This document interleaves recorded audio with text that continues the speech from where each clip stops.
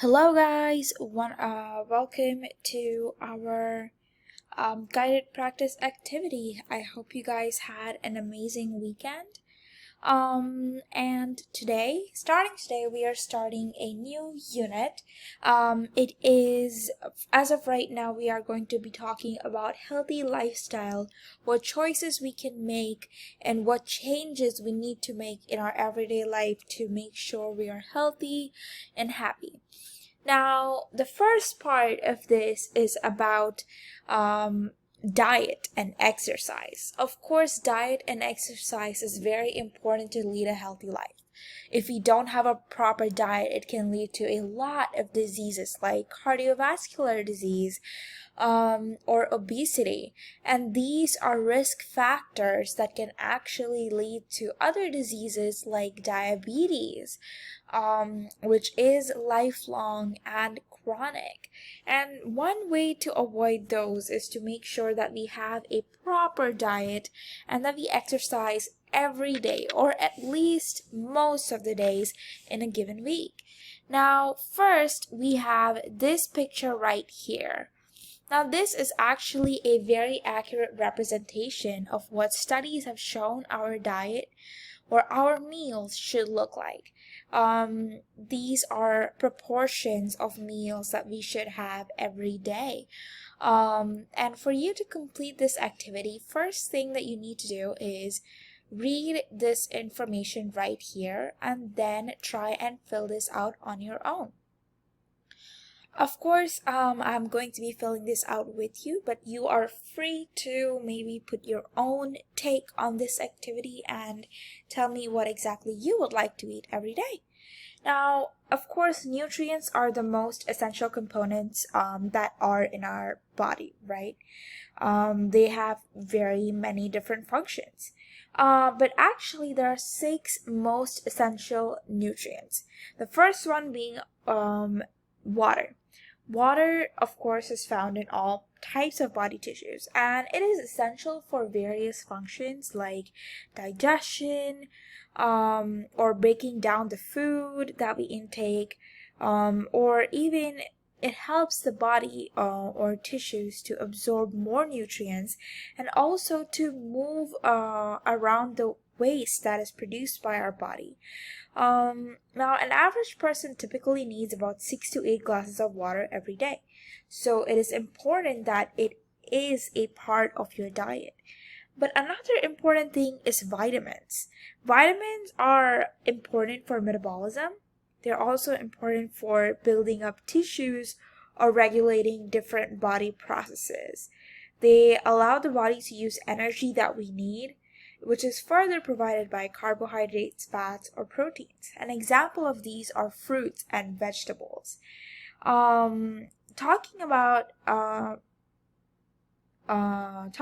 vitamins, we also have minerals. Now, minerals are what we call calcium or iron or fiber. These help in regulating our body fluids, but they also assist in various body functions and contribute to growth and aid in building tissues in our body. And then we have carbohydrates, or what is known as carbs. These are what are like cereals that we eat every day, sugar, syrup that we put on pancakes, corn, peas, also fruits, and bread, crackers, pasta, and so on. They typically make about 50% of our diet every day, and they're generally easily digested, and these are the main source of energy. Then we have fats.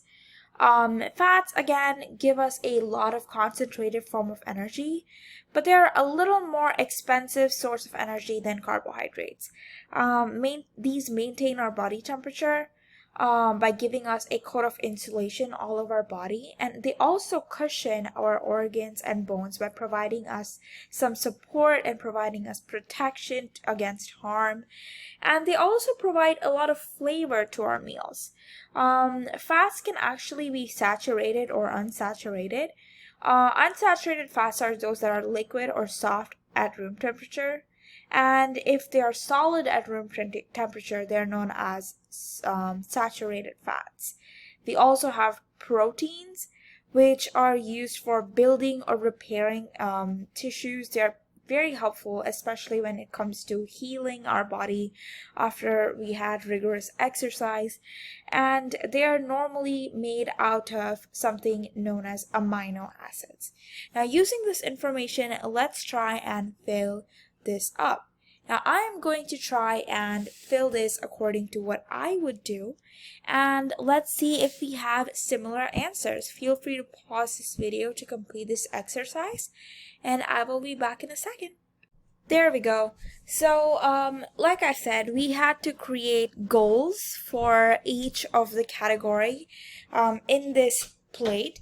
And what I chose is a very good balance that I feel like I should try to improve my diet and nutrition that goes in my body. I am choosing to be to go for a variety of fruits and vegetables or grains and proteins, and definitely so carbohydrates are good, right, because they are good proteins, but go for more carbohydrates but less fats, especially when it comes to proteins.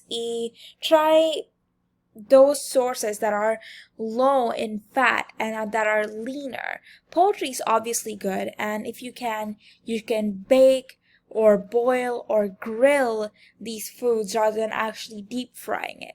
Now, no matter how much healthy you eat, physical exercise is still very important. So always try to find a balance between diet and your exercise.